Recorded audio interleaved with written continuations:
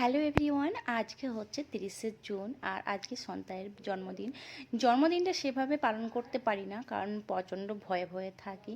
প্রতি বছরই যতবার আমি জন্মদিন পালন করেছি ততবারই কোনো না কোনো বিপদ চলে এসছে।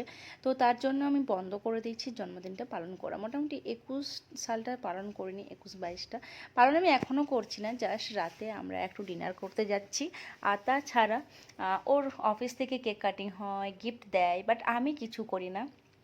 কেন জানি না, আমার বিশ্বাস যে আমি জন্মদিনটা পালন করলে ওর ক্ষতি হয়, তো সেই জন্য আমি এটা করি না।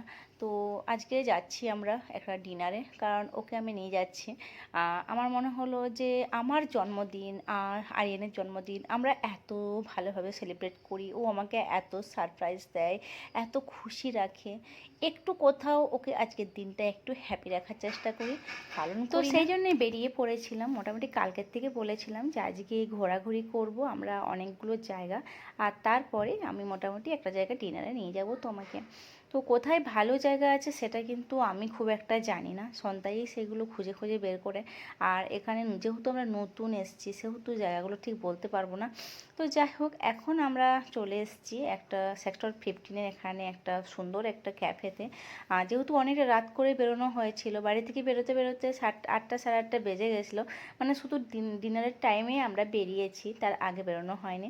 তো সন্তানের জন্মদিন হলে কি হবে, আমি নিজেও অনেক সেলফি তুলে নিয়েছি। আর এখানে একটা সুন্দর অ্যাকোয়ারিয়াম ছিল, আর ফিশগুলো ভীষণ সুন্দর ছিল। আর এখানে লাইভ মিউজিক হচ্ছিল, ডেকোরেশনটা ভীষণ সুন্দর ছিল, লাইভ মিউজিক সাথে সব কিছু মিলিয়ে ভীষণ সুন্দর ছিল। আর আশা করছি সন্তানের সন্ধ্যাটা ভীষণ ভালো লেগেছে। আর গানগুলো মোটামুটি হচ্ছিল, ভীষণ ভালো ভালো যে গান হচ্ছিল বা সুন্দর যে গাইছিল এরকম কিছু না, মোটামুটি আর কি গাইছিল, যেটা পুরো মানে শোনা যায়, এরকম না যে না শোনা যায়। আর গরম প্রচুর, কিন্তু তার মধ্যে আমরা বাইরে কেন বসেছিলাম তোমরা জিজ্ঞেস করতেই পারো, কিন্তু বাইরেটাও প্রচণ্ড ঠান্ডা ছিল।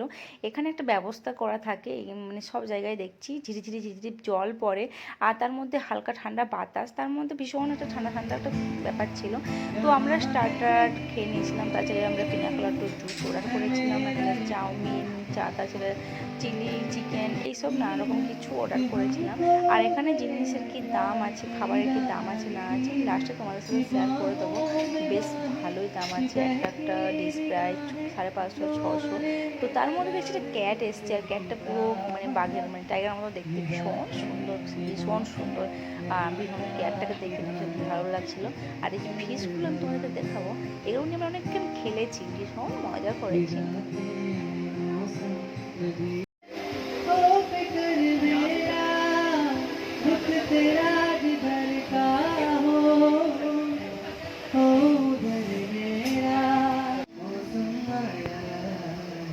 একটা চিলি গার্লিক নুডলস,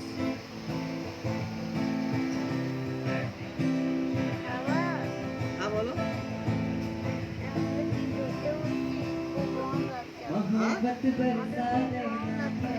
গরম লাগছে? কথা চলছে তো।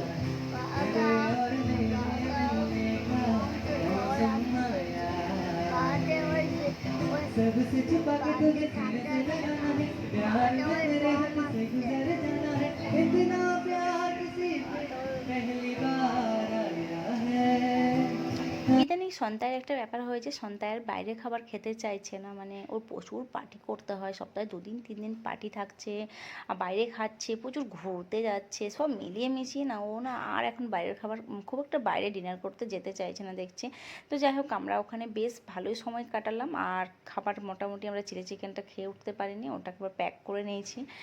আমি কি হয় না, আমি প্যাক করে নিই, রাস্তায় কোনো গরিব দুঃখী দেখলে তাকে দিয়ে দিই, কারণ আমি যে খাবারটা অর্ডার করে কিনলাম সেই খাবারটা আমি ফেলে দিয়ে চলে আসি না কোনো দিনই।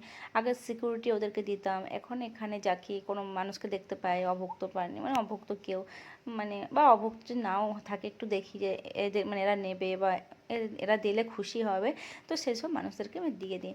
যাই হোক, মানে যাবার পথে আইসক্রিম কিনে নিলাম, বাড়িতে গিয়ে খাবো। আর এখন বাজে 11টা, তো চলে এলাম।